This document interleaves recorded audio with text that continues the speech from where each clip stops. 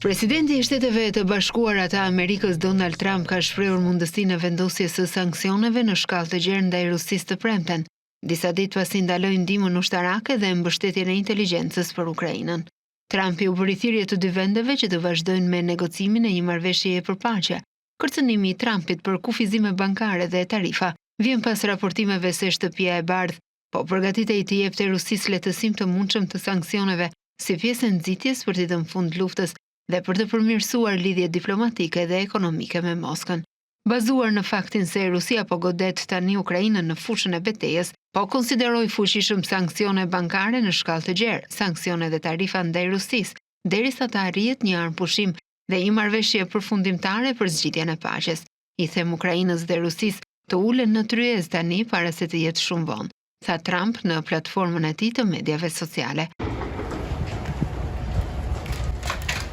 Sa kaq, të paktën 11 persona u vranë dhe 30 u plagosën përfshirë 5 fëmijë në sulmet ruse me raketa dhe dron në qytetin lindor të Ukrainës, Dobropilja gjatë natës, tha të shtunën Ministria e Brendshme e Ukrainës. Forcat ruse kanë rrethuar gjithashtu mira trupa ukrainase që hynë në rajonin e Kurskut të Rusisë verën e kaluar në një sulm të papritur, teksa pozicioni i Ukrainës në Kursk është përkeqësuar ndjeshëm në 3 ditët e fundit.